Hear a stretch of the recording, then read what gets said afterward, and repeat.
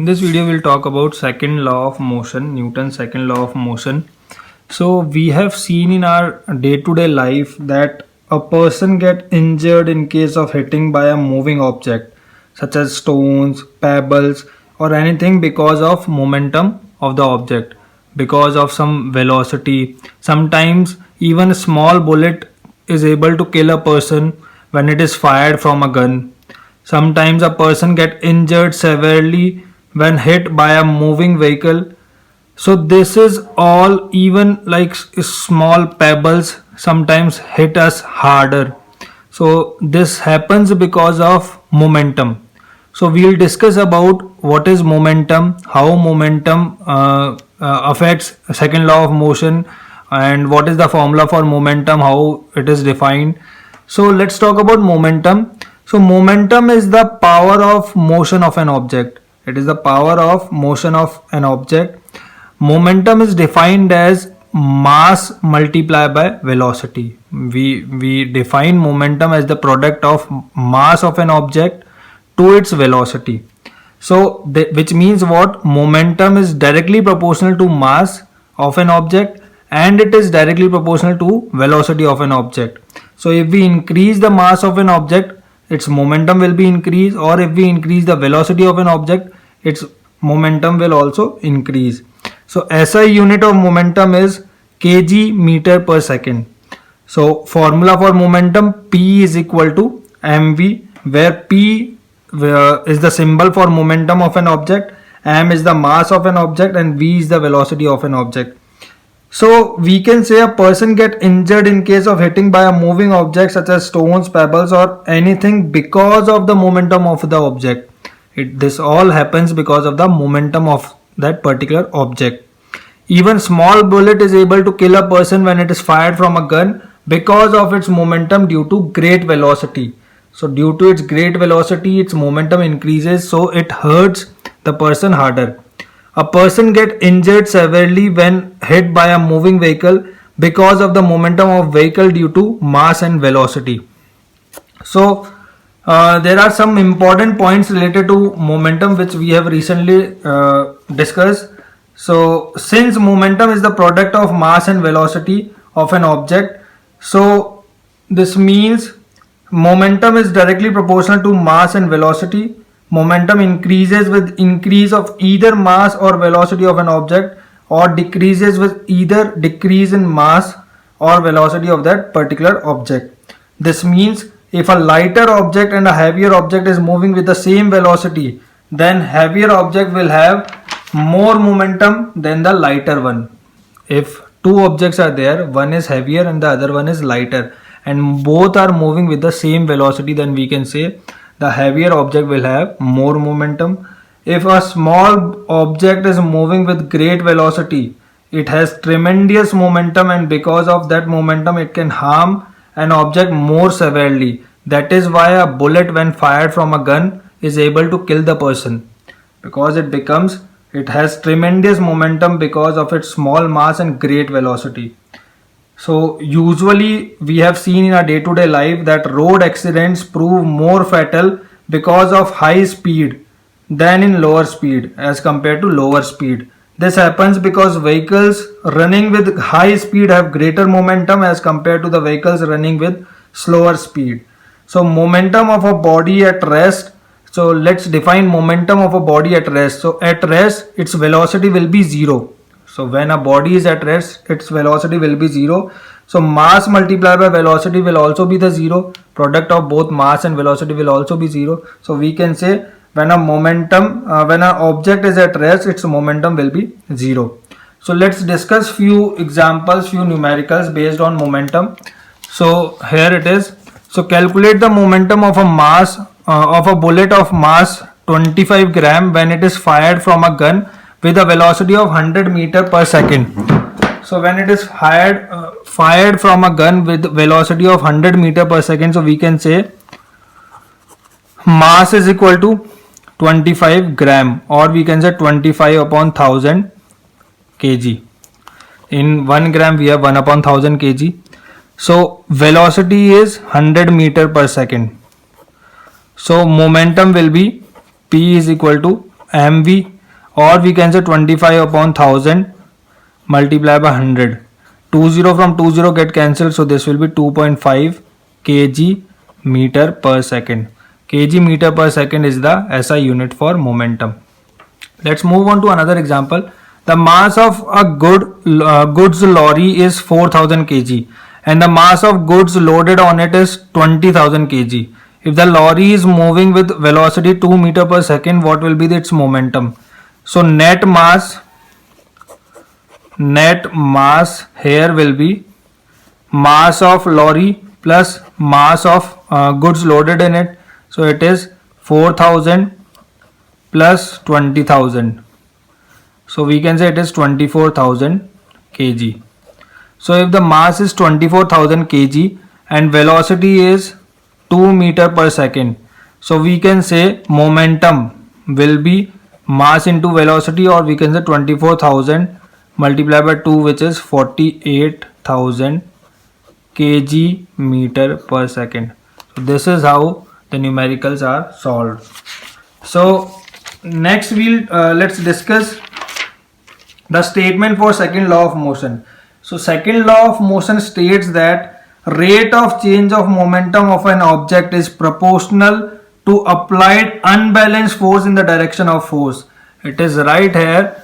Rate of change of momentum of an object is proportional to the applied unbalanced force in the direction of force, which means the rate of change of momentum will be directly proportional to the force applied. So let's derive one mathematical formulation for second law of motion. So in this we have let the mass of an object be m kg. So if the mass of an object is m kg, its initial velocity will be u meter per second, final velocity will be v meter per second. So initial momentum p1 will be m into u, mu. Final momentum will be p2 m into v, mv.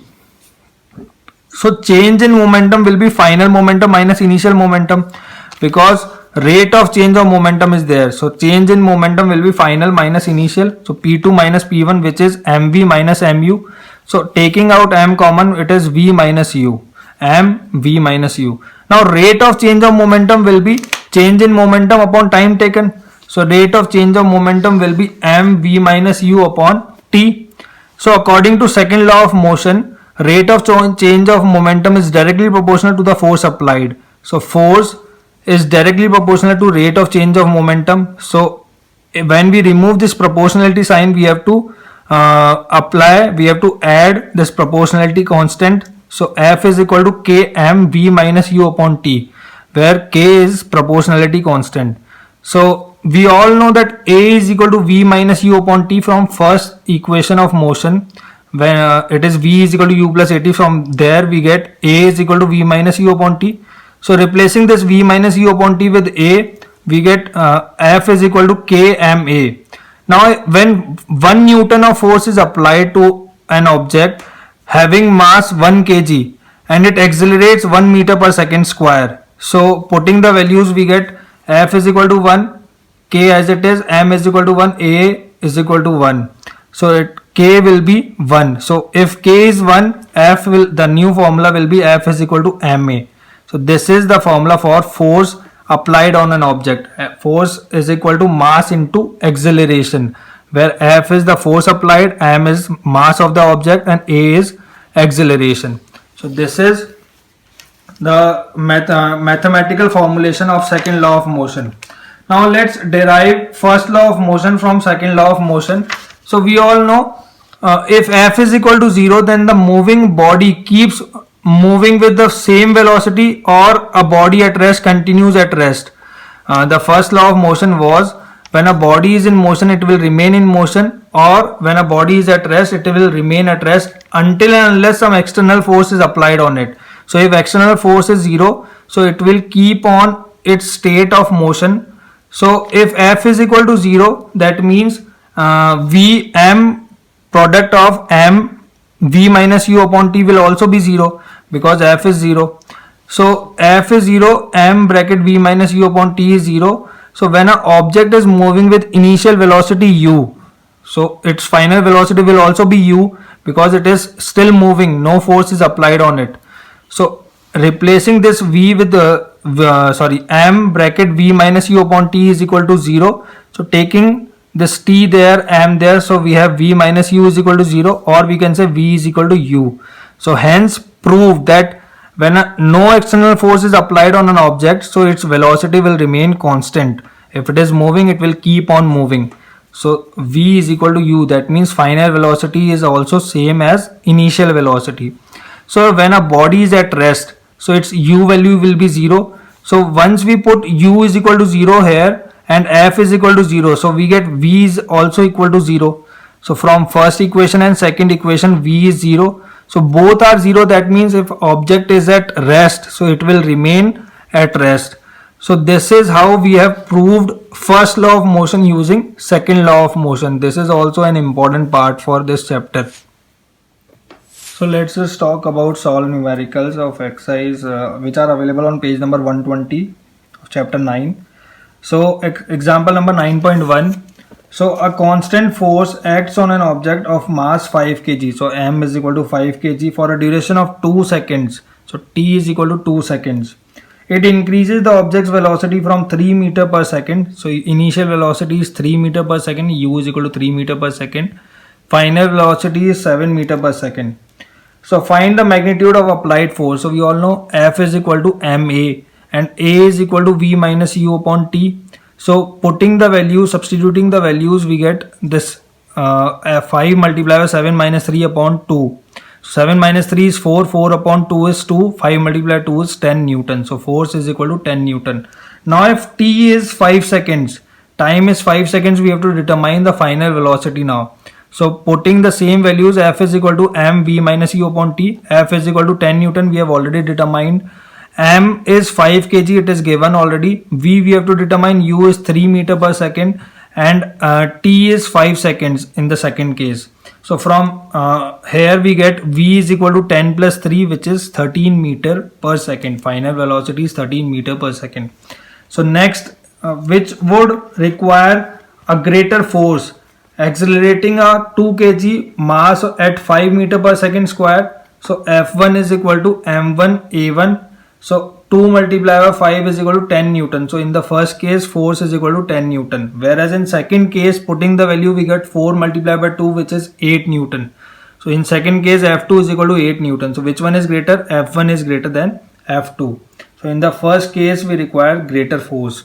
So next example, a motor car is moving with a velocity of 108 km per hour. That means initial velocity U is 108 km per hour. Now converting it into meter per second, so either multiply this by 1000 upon 3600 to convert it into meter per second, or multiply it by 5 upon 18. On simplification, we get 5 upon 18, this one. So 108 multiplied by 5 upon 18 is 30 meter per second. So t is 4 seconds, it is already given. To stop the car means v is equal to 0, final velocity is 0. So calculate the force exerted by the brakes on the motor car if the mass along with the passengers is 1000 kg. So m is 1000 kg. So F we have to determine. So F is equal to m v minus u upon t. Putting the values, we got this. On simplification, F value is minus of 7500 Newton. Minus means when brakes are applied to stop the motion of a car, so brakes are applied in opposite direction. So force is applied in opposite direction, opposite to the direction of motion. So that means F is equal to minus of 7500 Newton. Next question. When a force of 5 Newton is applied, gives a mass m1, an acceleration of 10 meter per second square, and m2 an acceleration of 20 meter per second square. So what acceleration would it give if both the masses were tied together? So for this we have to determine first m1 and then m2. So f1 is this, a1 is this. So we all know F is equal to ma. So from here we can see m is equal to F upon a. So m1 will be F1 upon a1 is equal to F1 is 5 Newton, a1 is 10. So 5 upon 10 is 0.5 kg. m1 is 0.5 kg. Similarly, F2 upon a2 is m2. So 5 upon 20 is m2. So it is 0.25 kg. So when both the masses are tied together, so m net mass, m is equal to m1 plus m2, which is 0.5 plus 0.25, or we can say it is 0.75 kg.